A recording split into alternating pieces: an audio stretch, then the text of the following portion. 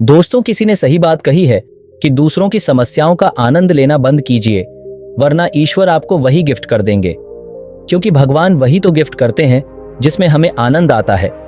आदतों को लेकर के आपने बहुत सारी कहानी सुनी होंगी। जैसे आदत से मजबूर होना पुरानी आदत है, जाते आते जाएगी। बहुत सारी कहावतें हैं, जैसी आदत है वैसा जीवन, लेकिन आदत ऐसे नहीं बनी है। दरअसल हम जिंदगी के नाम पर आदतों को ही जीते हैं। बहुत सारी आदतों को एक जगह इकट्ठी कर ले तो जो बनती है वह है हमारी जिंदगी। नमस्कार दोस्तों, बुद्धा स्टोरी यूट्यूब चैनल में आपका दिल से स्वागत है। दोस्तों, बहुत समय पहले की बात है। एक राजा था जो अपनी प्रजा और अपने परिवार का खूब ख्याल रखता था, लेकिन राजा को अपने आदमियों पर कुछ दिनों से संदेह था। और उस राजा के 3 बहुत ही खास मंत्री भी थे जो उसका काम संभालते थे। लेकिन कुछ दिनों से राजा के उन 3 मंत्रियों में से कोई एक मंत्री ऐसा मंत्री था जो राजा के पैसों में गड़बड़ी कर रहा था, और वह मंत्री अपने काम को भी ठीक से नहीं कर रहा था। अब राजा काफी दुविधा में था। राजा को यह समझ नहीं आ रहा था कि उन तीनों मंत्रियों में से कौन सा मंत्री बेईमान है और कौन सा मंत्री ईमानदार है।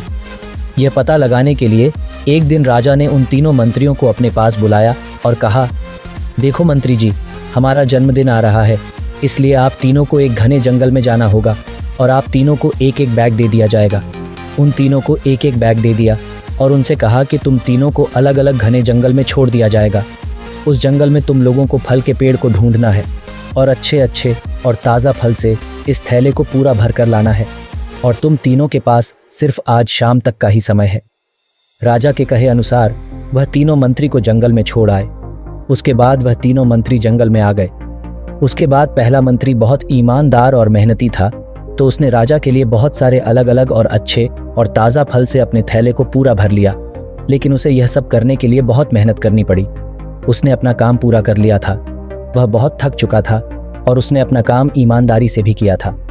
अब दूसरा मंत्री जो था वह बहुत ही चालाक था। उसने सोचा, राजा के पास इतना समय थोड़ी है कि वह यह सब जांच करे कि मैंने अच्छे फल लाए हैं या खराब। तो बिना ज़्यादा मेहनत किए उसे जैसे ही फल ज़मीन पर पड़े मिले, उसने वह अपने थैले में रख लिया, बिना यह सोचे कि वह अच्छे हैं या खराब।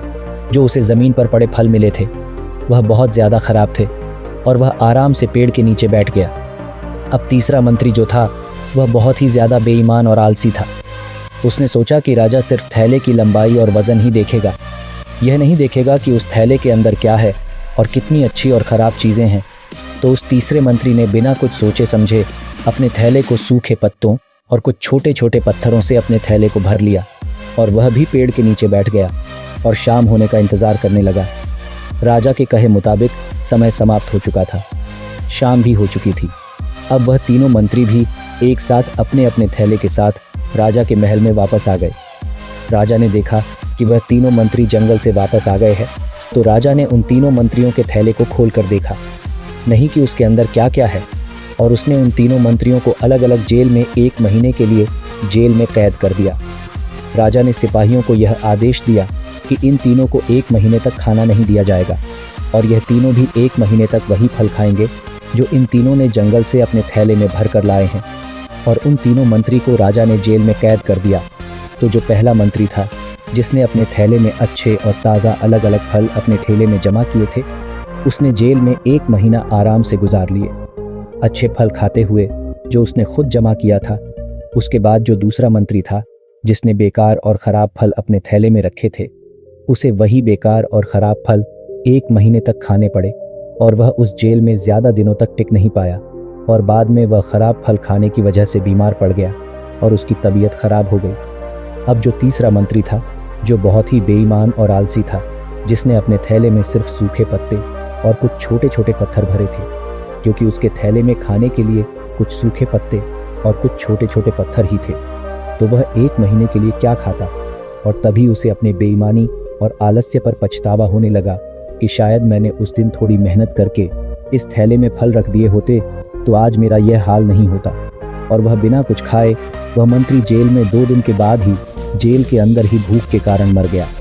तो दोस्तों, इस कहानी से हमें यह सीख मिलती है कि हम जो आलस और बेईमानी करते हैं, बेईमानी मतलब अपने ही काम में अपना कुछ नहीं करना, अपना मन नहीं लगाना और खाली बैठे रहना, तो उससे आज तो हमें कोई फ़र्क नहीं पड़ता। आज तो हम अपने काम में आलस करके आराम कर लेते हैं, लेकिन कल भविष्य में कुछ दिन के बाद हमें उस पर पछतावा होता है।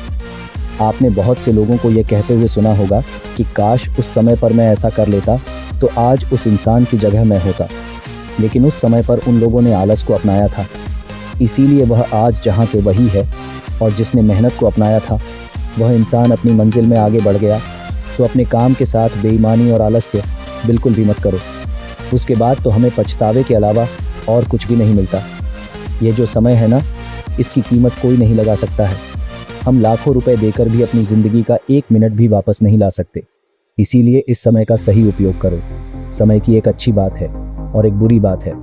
अच्छी बात यह है कि हम उसे किन चीज़ों में गुजारते हैं, ये हमारे हाथ में होता है। और बुरी बात यह है कि समय गुजर जाता है। और सभी के पास दिन में 24 घंटे होते हैं, गरीब के पास भी और अमीर के पास भी। बस ये हमारे हाथ में है कि हम उस समय से क्या नया कर सकते हैं। तो अपने एक एक पल का हिसाब रखो कि हम उन्हें किन चीज़ों में गुजार रहे हैं।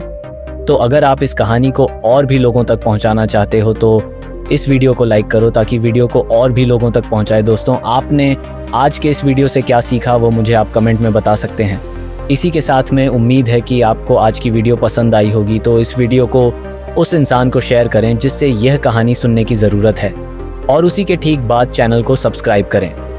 तो चलिए फिर मिलते हैं ऐसी एक और नई वीडियो में एक नए मैसेज के साथ। तब तक के लिए अपना ख्याल रखें। धन्यवाद और नमो बुद्धाय।